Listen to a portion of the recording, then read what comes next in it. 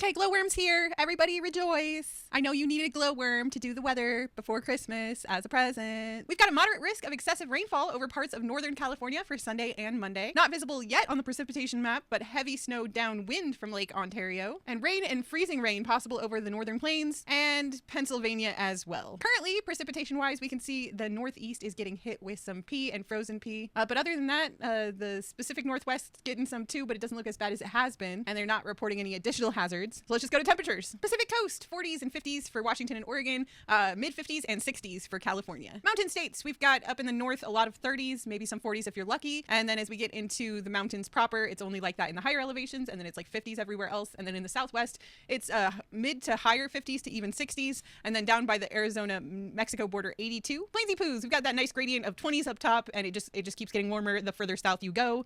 50s by the time you hit Nebraska, Kansas. High 50s to 60s by the time you get to Oklahoma and Texas, and then 85 down by the tip of Texas. Midwesty Poos, we've got Great Lakes up in the 20s. As you come down a little bit into the Indiana, Illinois, Ohio region, it's more like 30s, and then Kentucky, Tennessee is in the 40s, 50s, and then the Gulf states seeing 50s, 60s, and 70s. New England, we got lots of 30s and 40s up in the New England area proper.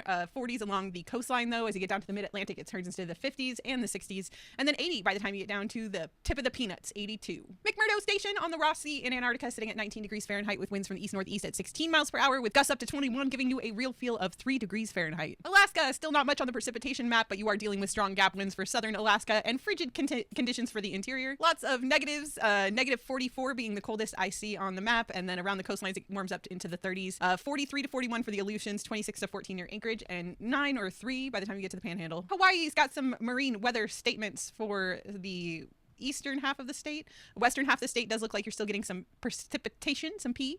A few heavy showers and thunderstorms may be lingering, and trade winds are expected to build tonight, becoming breezy by Monday and Tuesday. Temperatures for the island chain in the high 70s to about the mid 80s for most areas. All right, have a good day. It's the Sunday before Christmas. If you didn't do your Christmas shopping already, what are you doing? Geez, for shame. You should go do that in my throne and buy me cute socks. Just kidding. Take care of your families. I love you guys. Have a good day. Bye.